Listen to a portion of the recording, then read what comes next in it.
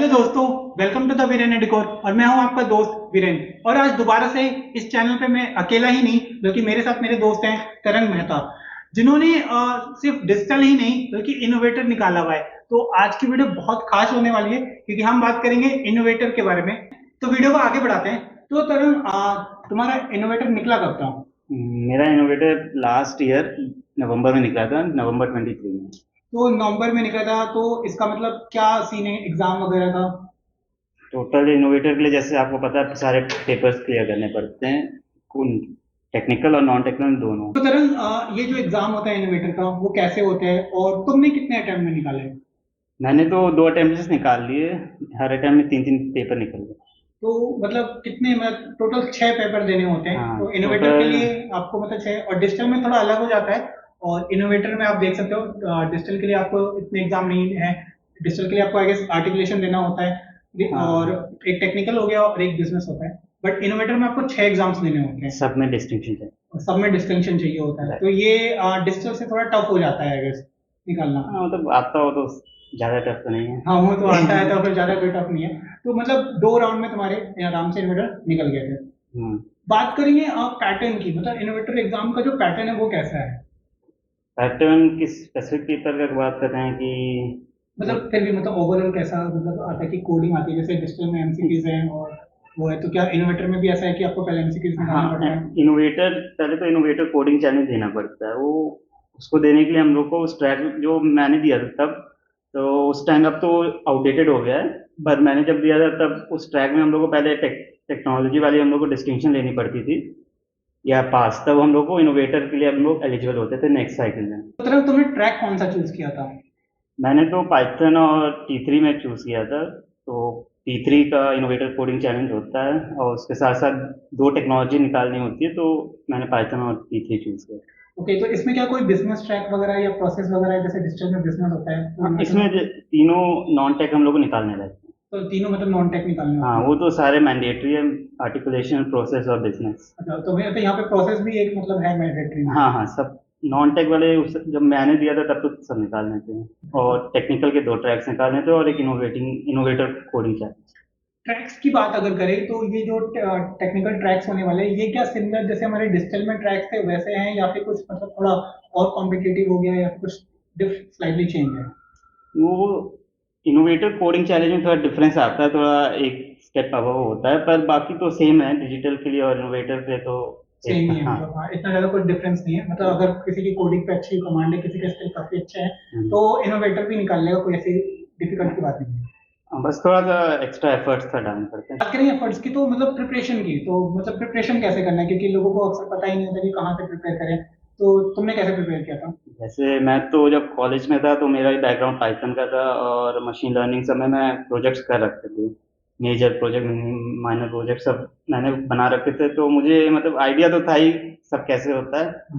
पर जो मेरा प्रोजेक्ट था TCS में, 1 साल मैंने काम किया था, तो उसके बाद मैंने दिया। मुझे कोई आइडिया नहीं था 1 साल तक कि ये भी कुछ होता है डिजिटल डिजिटल। तो मैंने जब पढ़ा तो तब तक मैं भूल गया था, पर एक इजी मतलब कोई मुझे डिफिकल्टी नहीं हुई वापस से याद करने, क्योंकि मुझे आता था पहले से।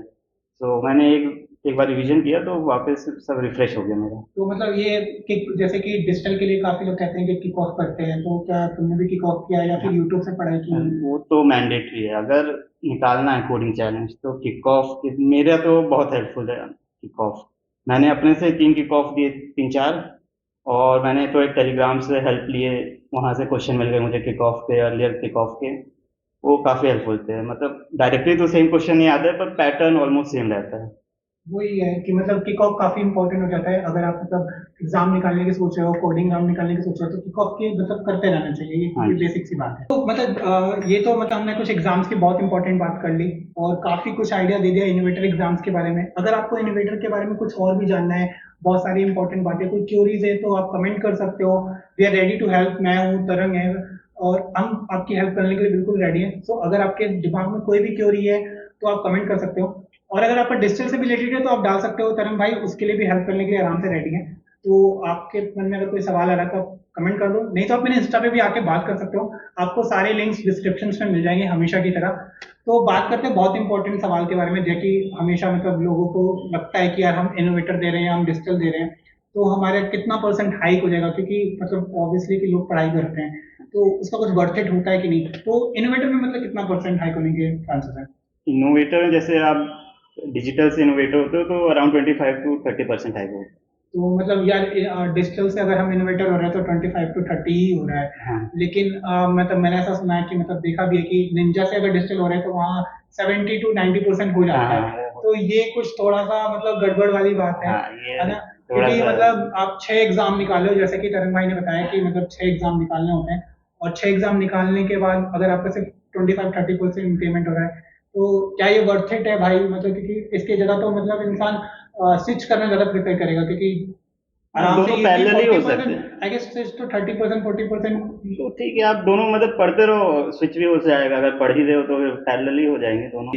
ये साइड रहा, ये देते रहो, आप अपना अपना पढ़ते रहो फिर। हाँ, ये बात भाई की सही है कि मतलब आप पढ़ते रहो, और अगर मतलब आप पैरेलली आप पढ़ रहे हो, आप स्विच मिल रहा है तो स्विच कर लो, नहीं तो एग्जाम भी अगर आपका क्लियर हो रहा है तो, क्योंकि आफ्टर ऑल मतलब इतना बुरा भी नहीं है कि मतलब ठीक है हाँ आपका मतलब थर्टी ठीक है, परसेंट आप पहले प्रिपेयर कर रहे हो, कुछ नहीं मिल रहा था तो और कम से मिल कम 20 इनोवेटर ही मिल 30% मिल रहे थर्टी हैं तो। परसेंट आपको हाई ही मिल जा रहा है, और मतलब विद इन ए कंपनी, जैसे टीसीएस जैसी कंपनी जहाँ पे आपको इतने सारे बेनिफिट्स मिलते हैं, और और इंक्रीमेंट मतलब भी तो कम होता है ना इनका मतलब वैसे जो एनुअल इंक्रीमेंट है वो तो कम ही होता है, लेकिन ये हाँ एग्जाम्स देने से तो मतलब थोड़ा तो फायदा हो जाता है, एक रिलीफ मिल जाता है, सॉर्ट ऑफ कंफर्ट है, काफी कुछ है।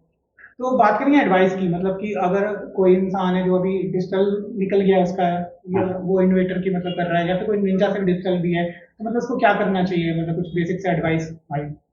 करना जैसे उसे किक ऑफ देना है, जो भी ट्रैक है उसका, तो किक ऑफ देके एक सैंपल क्वेश्चन पता लग जाते हैं।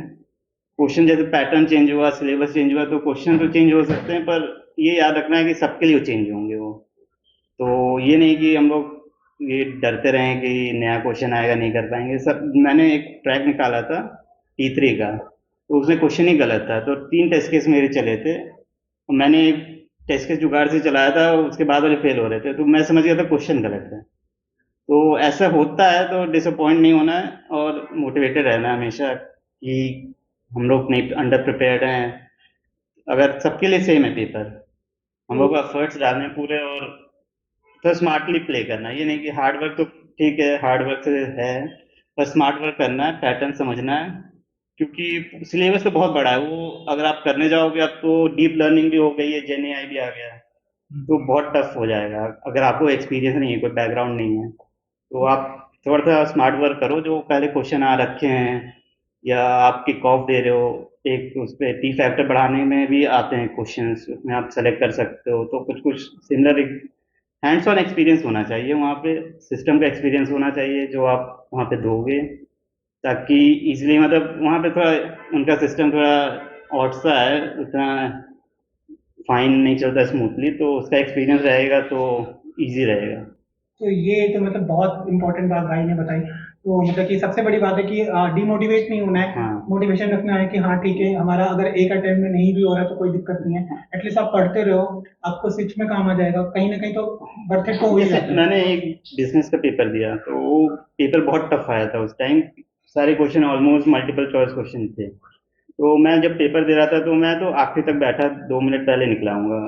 पर ऑलमोस्ट 80% जनता आधे घंटे के अंदर, आधा टाइम बचा था, निकल गई थी। तो फिर भी मैं निकल रहा था तो तब तक एक दो बंदे बैठे होंगे पूरे रूम में। तो मोस्टली लोग छोड़ देते हैं, वो छोड़ना नहीं चाहिए, लास्ट तक आपको देना है। आप गए हो उतना वहां तक, सेंटर तक, तो आप पूरे टाइम दो, फिर देखा जाए जो रिजल्ट आएगा। अपने तरफ से तो पूरा करना है। वो तो है ही भाई। तो हमने बहुत इंपॉर्टेंट बातें करी, अगर आप भी आपके मन में कोई सवाल हो तो आप कमेंट कर सकते हो। तो इस वीडियो को तो मैं यहीं एंड करता हूँ, ऐसी बहुत इंपॉर्टेंट और बहुत अच्छी सारी वीडियोस आने वाली है, तो अगर अभी तक आपने चैनल को सब्सक्राइब नहीं किया है तो सब्सक्राइब कर लो, और मिलते हैं हमारे नेक्स्ट वीडियो में, तब तक के लिए कीप वर्किंग।